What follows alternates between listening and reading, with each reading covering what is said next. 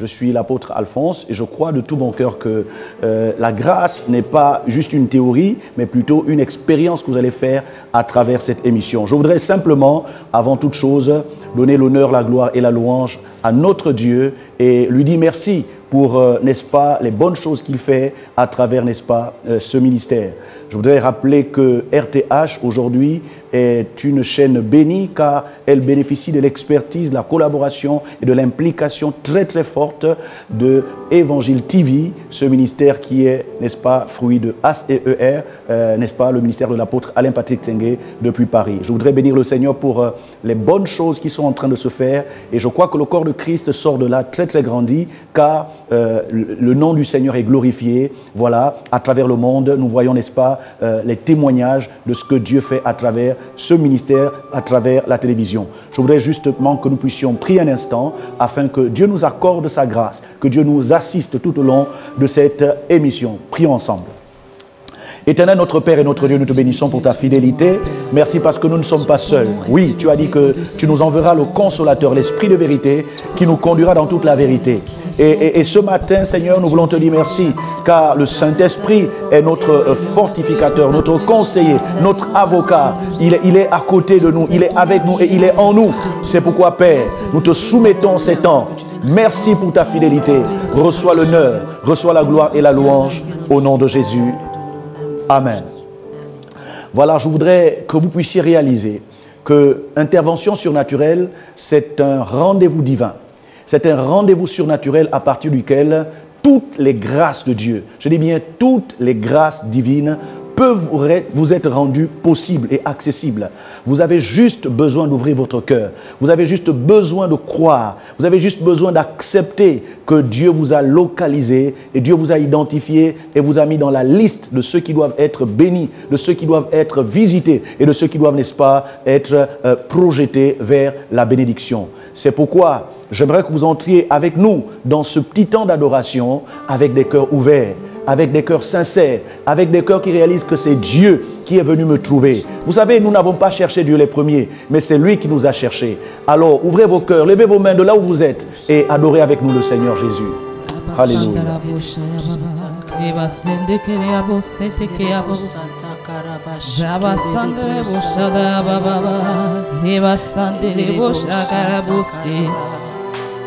Seigneur, nous nous prosternons à tes pieds afin de lever ton nom.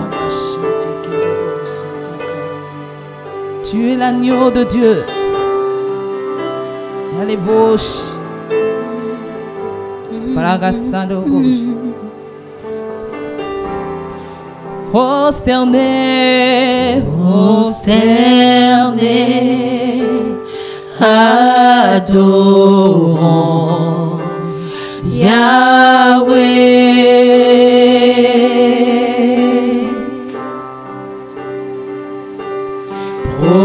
Prosterné, adorons Yahweh. Prosterné, prosterné, adorons Yahweh, Yahweh. Prosterné, prosterné, adorons, adorons Yahweh, Yahweh, Yahweh.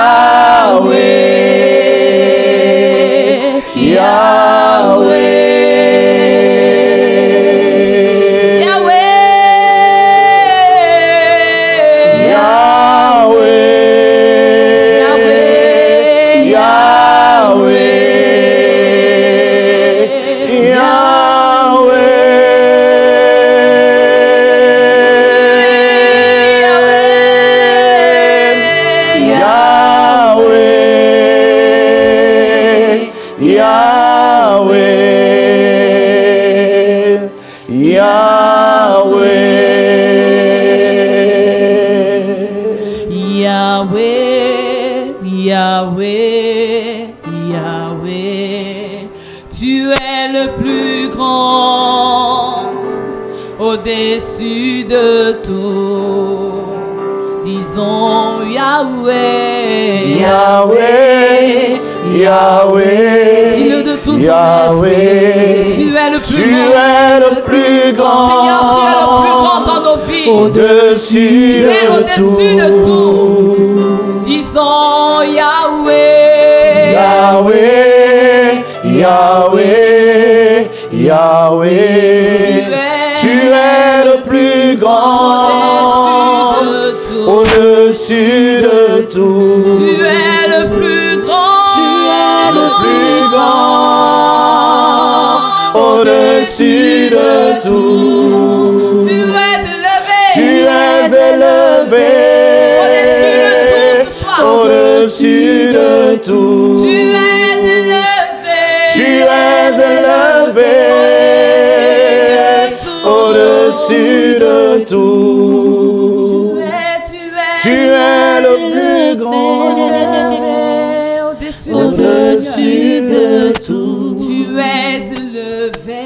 Tu es élevé. Au-dessus de tout. Tu es magnifié. Tu es magnifié. Au-dessus de tout. Ta présence est le ciel pour moi. Yes, Lord. Est-ce que tu peux le dire? Ta présence est le ciel pour moi. Ta présence est le ciel pour moi. Ta présence est le ciel pour moi. Ta présence est le ciel pour moi. Ta présence est le ciel pour moi. Ta présence est le ciel pour moi. Oh, Jésus. Oh Jésus, oh Jésus, oh, ta présence est le ciel pour moi. Oh Jésus, oh Jésus, oh, ta présence est le ciel Oh, pour Jésus. moi. Oh Jésus, oh Jésus, oh, ta présence est le ciel pour moi. Nous allons élever la voix tous ensemble parce que je sens la présence de Dieu et je sais que quelqu'un est en train de la recevoir dans sa maison. Élève ta voix pour dire Seigneur, je veux m'abandonner entre tes mains, que ta présence me rassure, que ta présence me domine et que ta présence m'enveloppe. Élève ta voix. Alléluia à toi, agneau de Dieu. Merci pour ta présence car elle nous fait du bien. Merci pour ta présence car elle nous restaure. Merci pour ta présence car elle nous donne la vie. Elle nous permet d'être rassurés. Rassure-nous par ta présence, Seigneur. Remplis-nous de toi, car ces moments sont tes moments. Ces temps sont tes temps. Nous voulons vivre ta grâce et ta gloire. Merci pour ta fidélité. Seigneur, remplis-nous de ta parole. Ta parole ne revient jamais à toi sans effet, sans avoir atteint son objectif. Reçois l'honneur, la gloire et la louange au nom de Jésus-Christ de Nazareth. Amen. Je voudrais sans plus tarder vous partager juste 3 clés qui vont nous permettre d'expérimenter le surnaturel aujourd'hui. Comment expérimenter le surnaturel dans nos vies? Comment expérimenter le surnaturel dans nos maisons, dans nos carrières, dans notre santé, dans la vie de nos enfants, de nos proches, dans la vie de ceux qui nous sont chers? comment permettre au ciel de se connecter à la terre? Comment installer cette échelle de Jacob qui permet un mouvement angélique montant et descendant pour nous donner les mystères du royaume de Dieu? Je voudrais commencer par le premier point que je puise dans Actes des Apôtres au chapitre 16 à partir du verset 5. Actes des Apôtres au chapitre 16 à partir du verset 5. La Bible déclare: les églises se fortifiaient dans la foi et augmentaient en nombre de jour en jour. Ayant été empêchés par le Saint-Esprit d'annoncer la parole dans l'Asie, ils traversèrent la Phrygie et le pays de Galatie. Arrivés près de la Mysie, ils se disposaient à entrer en Bithynie, mais l'Esprit de Jésus ne le leur permit pas. Ils franchirent alors la Mysie et descendirent à Troas. Pendant la nuit, Paul eut une vision. Un Macédonien lui apparut et lui fit cette prière: passe en Macédoine, secours-nous. Après cette vision de Paul, nous cherchâmes aussitôt à nous rendre en Macédoine, concluant que le Seigneur nous appelait à y annoncer la bonne nouvelle. Ce texte, chers amis, nous montre clairement que souvent nous sommes exposés à l'échec, à la défaite, à la frustration et à toutes sortes d'humiliations parce que nous sommes limités à la dimension naturelle de nos circonstances, la dimension naturelle de notre foyer, la dimension naturelle de nos économies, de notre vie financière. En fait, au-delà des calculs, au-delà des lois de la physique, il n'y a rien d'autre qui puisse nous soutenir, qui puisse nous accompagner. Et Paul, dans l'exercice de son ministère, avait découvert une clé qu'il a activée à un moment où il était bloqué. Vous savez, c'est Dieu qui l'a appelé. Le Seigneur s'est révélé à lui et lui a demandé de prêcher la bonne nouvelle à travers les nations et qu'il devait aller même convertir des rois et des peuples entiers. Mais la Bible dit, il se disposait à entrer dans deux villes, Bithynie et Mysie. Et la Bible dit, à chaque fois qu'il essayait d'entrer dans ces villes-là, il y avait comme des blocages, il y avait des difficultés, ça ne marchait pas. Pourquoi? Tout simplement parce que ce n'était pas le plan parfait de Dieu, il n'y avait pas le surnaturel dans cette mission qu'il se préparait à faire. Alors qu'est-ce qu'il a fait? La Bible nous dit qu'ils sont allés dans la ville et ils ont tout simplement dormi. Et c'est important de comprendre que le surnaturel commence lorsqu'on dort, lorsqu'on se repose. Souvenez-vous de comment est-ce que Dieu a créé Ève. Il a fallu que Dieu plonge Adam dans un profond sommeil. Et c'est ce sommeil qui a permis, n'est-ce pas, que Adam puisse voir une duplication de son espèce. On a retiré une côte et Ève a été fabriquée. Et lorsqu'il a vu Ève, il a dit: voici enfin celle qui est os de mes os, chair de ma chair. Je rappelle que la Bible dit: ne vous inquiétez de rien. En toute chose, faites connaître vos besoins à Dieu par des prières, des supplications, des actions de grâce, et la paix de Dieu qui surpasse toute intelligence gardera vos cœurs et vos pensées en Jésus-Christ. Vous comprenez donc que Paul a eu besoin d'entrer dans un calme, d'entrer dans le repos. Et c'est dans le calme, c'est dans le repos que Dieu est entré en scène. Comment savons-nous que Dieu est entré en scène? La Bible nous dit, quand il est entré dans cette ville-là, il a eu une vision. Et dans la vision, on nous dit clairement qu'il a vu un Macédonien lui demandant, le suppliant de passer en Macédoine et de les secourir. Chers amis bien-aimés dans le Seigneur, j'aimerais vous dire que le surnaturel existe encore. Dieu agit encore. Mais pour qu'il agisse, nous avons besoin de nous connecter à lui à travers la première clé que j'ai appelée la clé des visions. La clé des visions. Je ne parle pas des rêves qui sont le reflet ou la restitution des occupations, des frustrations, des rêves et des désirs accomplis ou non que nous avons la journée et qui nous sont restitués sous la forme de rêves la nuit à travers, n'est-ce pas, l'action du subconscient. Je ne parle pas des rêves, je ne parle pas de rêverie, je ne parle pas d'espérances frustrées et non accomplies, mais je parle de cette dimension, ce canal divin qu'est la vision à partir duquel Dieu peut se révéler à toi, Dieu peut agir, Dieu peut modifier, n'est-ce pas, tes circonstances difficiles. Laisse-moi te dire que par le canal de la vision, Dieu va manifester le surnaturel dans ta vie. Dans le livre de Job, je crois, au chapitre 32, on nous dit clairement, Dieu parle cependant, tantôt d'une manière, tantôt d'une autre. Il parle par des visions nocturnes, alors que les fils de l'homme sont livrés à un profond sommeil. Alors il donne des instructions, il met le sceau à ses instructions et il confirme, n'est-ce pas, ses orientations. Le temps est arrivé où l'enfant de Dieu ne doit plus se contenter seulement des lois de l'école, des lois de l'université, des lois de l'économie, des lois de la physique ou des lois linguistiques. Non, il y a une dimension qui peut te permettre de déclencher le surnaturel, ce sont les visions. lorsque tu as accès aux visions, lorsque Dieu te parle, alors le surnaturel se déclenche et ce qui était appelé blocage devient solution. Ce qui était appelé problème devient solution. Ce qui était appelé maladie devient guérison et ce qui était appelé chômage ou pauvreté devient percée et emploi au nom de Jésus. Ça, c'est la première clé qui va nous permettre d'expérimenter le surnaturel aujourd'hui. La deuxième clé, nous allons la puiser dans l'évangile de Marc.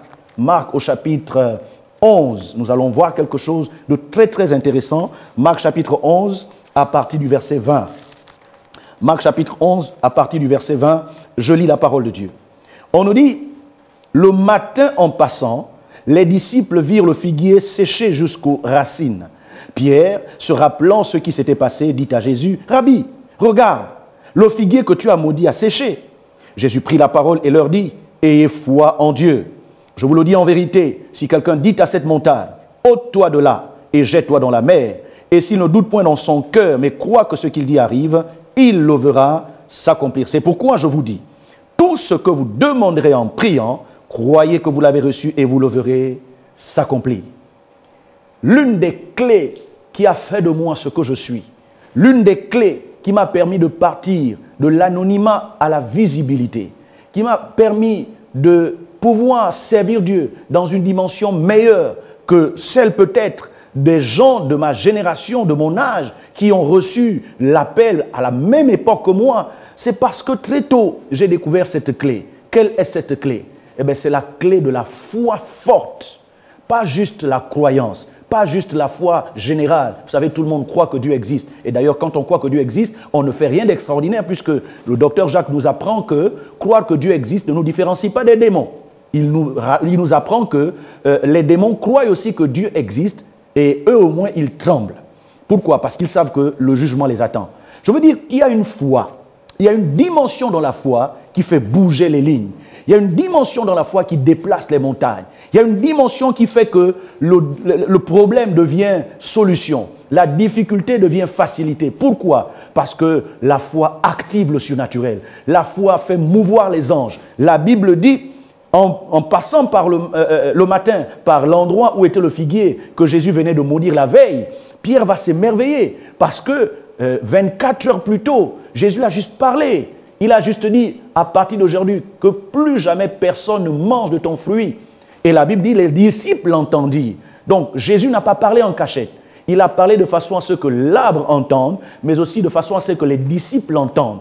Car c'était un enseignement, c'était une pédagogie de la part du Maître.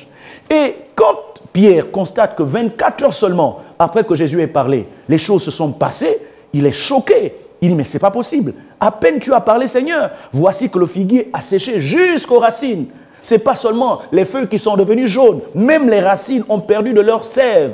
Et c'est là que Jésus nous apprend que si quelqu'un dit à cette montagne, ôte-toi de là et jette-toi dans la mer, s'il ne doute pas dans son cœur, mais croit que ce qu'il dit arrive, il le verra s'accomplir. Chers amis, mesdames et messieurs, croyez-moi, il n'existe aucun endroit sur la terre où il n'y a pas de montagne. Il n'existe aucun statut social qui n'a pas de montagne. Il n'existe aucune famille, aussi royale et aussi riche soit-elle, qui n'ait pas de montagne. Car tous les endroits de la terre, toutes les familles de la terre, tous les statuts sociaux, économiques ont leur montagne. Je disais à quelqu'un, quand vous ne travaillez pas encore, vous enviez les gens qui travaillent. Et puis quand vous travaillez, on vous paye à 300 000. Au début, vous êtes content, vous dites, oh, je suis arrivé au ciel. Mais 2-3 mois après, vous commencez à constater que les 300 000 ne vous suffisent pas. Pourquoi? Parce qu'en travaillant, vous avez changé votre style de vie. Vous avez changé votre train de vie. Et vous avez oublié que les 300 000 là, il faut les gérer en tenant compte du fait que vous avez 30 jours devant vous. Et alors vous commencez à dire, oh, le jour où je serai payé à 500 000, je serai l'homme le plus heureux, la femme la plus heureuse.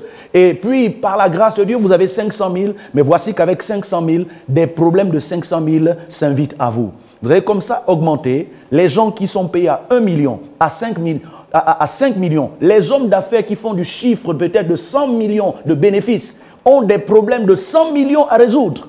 Donc, en réalité, aucun statut n'est meilleur que l'autre. Mais ce qui peut faire que, malgré la montagne, malgré la difficulté, je sois équilibré, je sois heureux et que j'ai toujours la victoire, pour que je puisse, n'est-ce pas, glorifier mon Dieu, c'est une foi forte.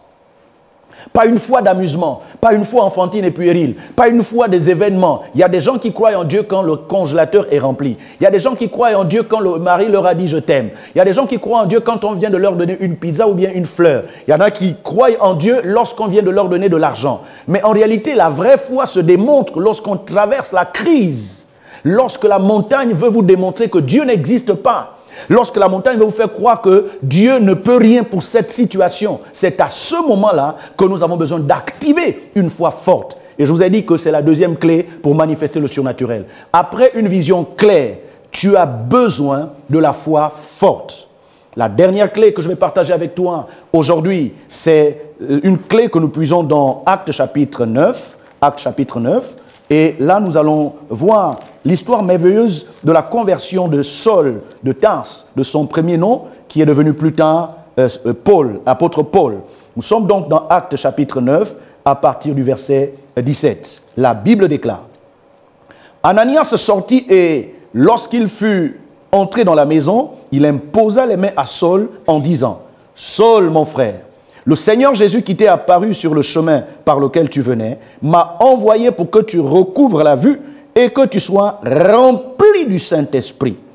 Au même instant, il tomba de ses yeux comme des écailles et il recouvra la vue. Il se leva et fut baptisé. Une clé que les chrétiens des temps modernes n'utilisent plus. Une clé que même certains qui prétendent servir Dieu n'utilisent plus. Cette clé, je l'appelle la plénitude permanente du Saint-Esprit. Beaucoup disent: oh, moi j'ai été baptisé du Saint-Esprit. Oh, moi j'avais parlé en langue. Oh, moi vraiment, j'avais senti la chair de poule. Mais le Saint-Esprit est plus qu'une expérience. Le Saint-Esprit est une personne qui veut entrer en nous, qui veut prendre le contrôle de nos âmes et qui veut gérer notre corps à travers les circonstances auxquelles il est exposé.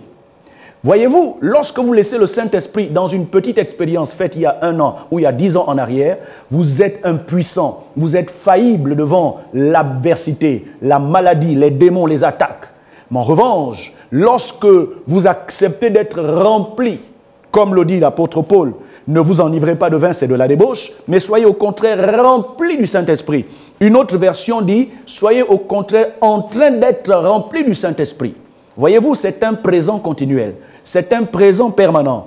Il faut conjuguer ce verbe toujours au présent. Il faut ne jamais dire « j'étais rempli du Saint-Esprit ». Quand on conjugue ce verbe au passé, c'est là que vous entendez des gens dire « quand Dieu m'utilisait, quand Dieu faisait des grandes choses avec moi, j'avais fait ce que j'avais fait ». Mais le Dieu que nous servons n'est pas un Dieu du passé, ce n'est pas un Dieu de l'histoire. Le surnaturel s'invite à toi.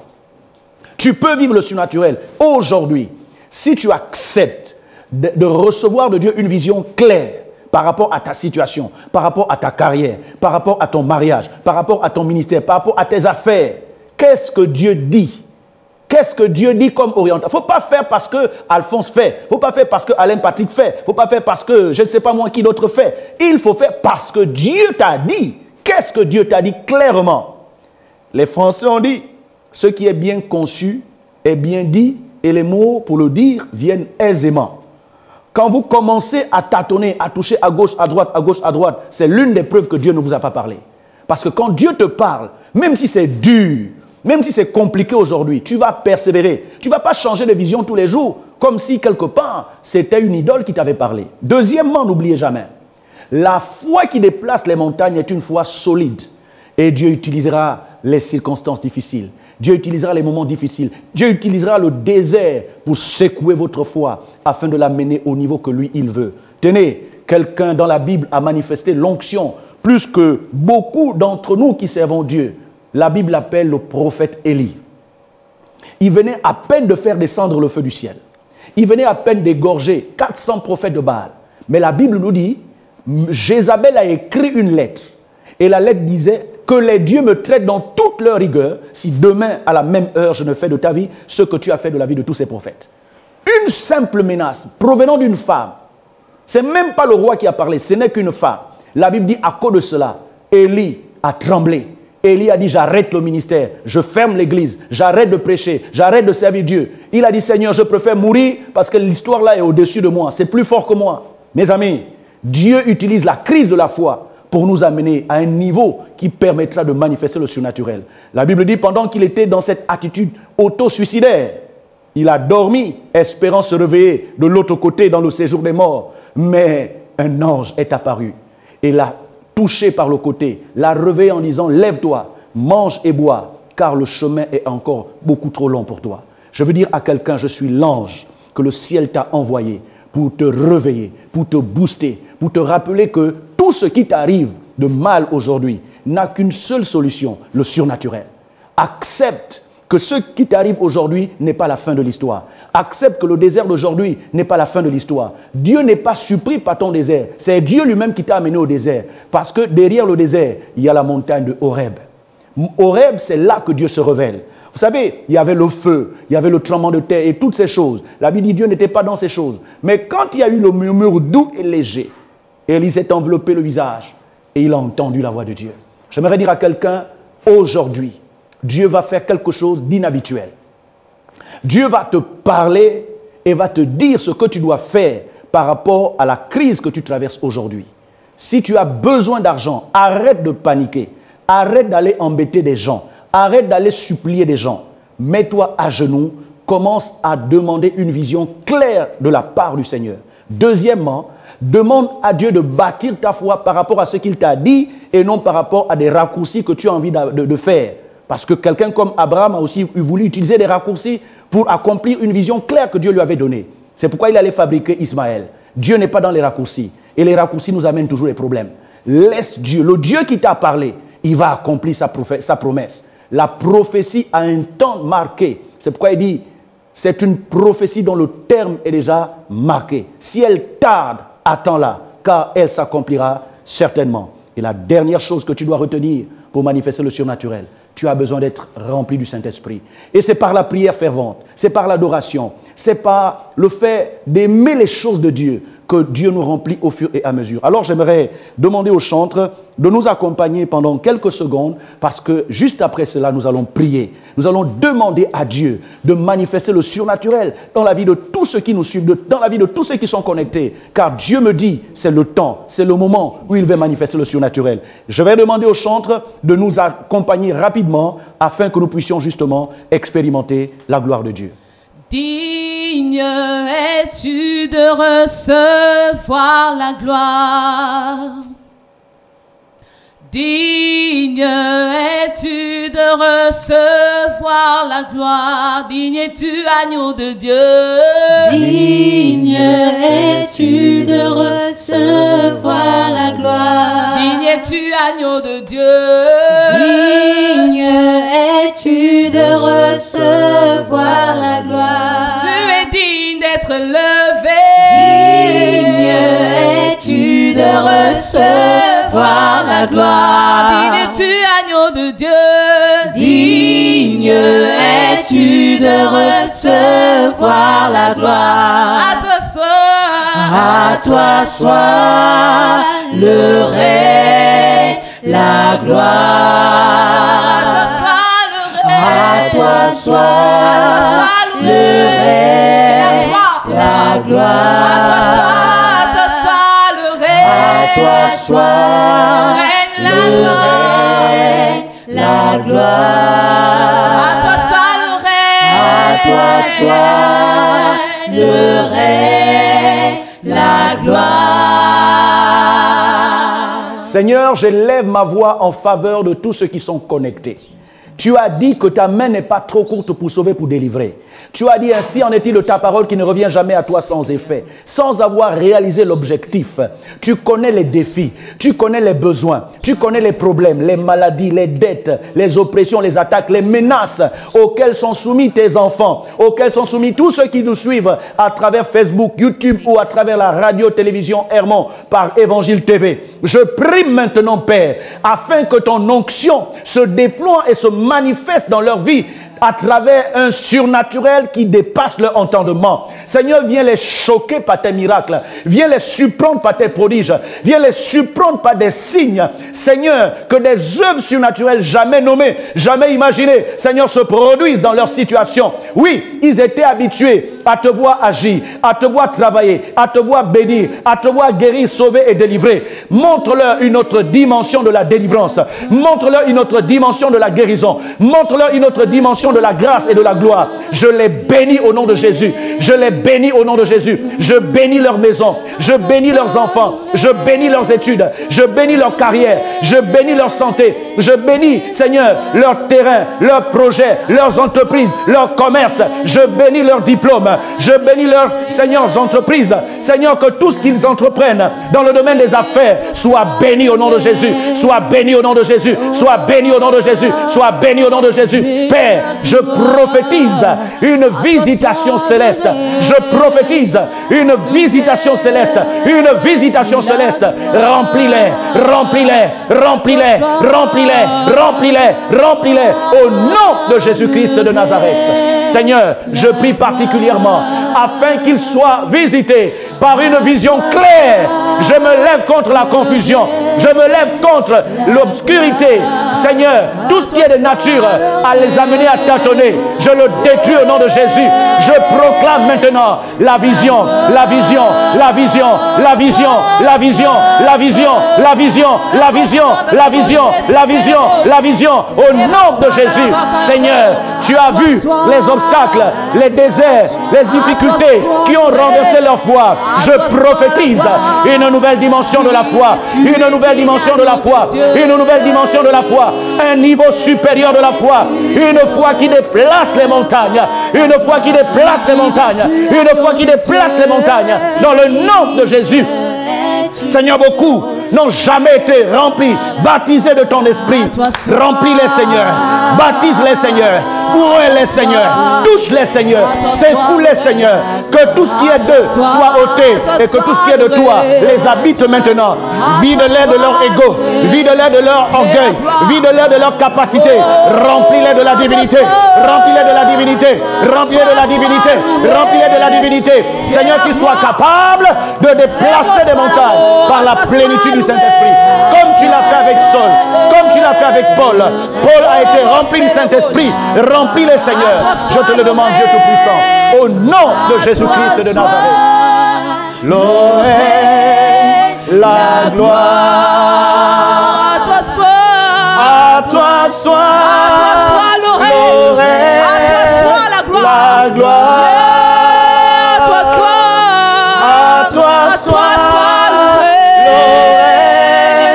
La gloire, à toi soit, Seigneur, à toi soit l'oreille, à toi soit l'oreille et la gloire. Oui, à toi soit l'oreille, la gloire. Seigneur, merci parce que tu les as localisés. Et tu as pris le décret selon lequel ils doivent être bénis. Je viens appuyer et promulguer. Je viens proclamer ton décret. Ils sont bénis au nom de Jésus. Ils sont guéris au nom de Jésus. Ils sont délivrés au nom de Jésus. Ils sont restaurés au nom de Jésus. Ils sont élevés, sanctifiés, remplis de toi au nom de Jésus. Et nous disons tous Amen. Nous acclamons le Seigneur pour sa fidélité. Alléluia. Amen. Voilà, merci encore à nos chers amis téléspectateurs, à nos chers amis internautes. Vous voulez nous suivre sur YouTube, il suffit de taper Télé Hermon. Vous suivrez régulièrement votre programme Intervention surnaturelle. Et également sur Facebook, vous tapez Apôtre Alphonse Guimba. Vous allez, n'est-ce pas, avoir le direct de cette émission. RTH, c'est sur les 639.25 en mégahertz et sur le canal 42. Que Dieu vous bénisse abondamment.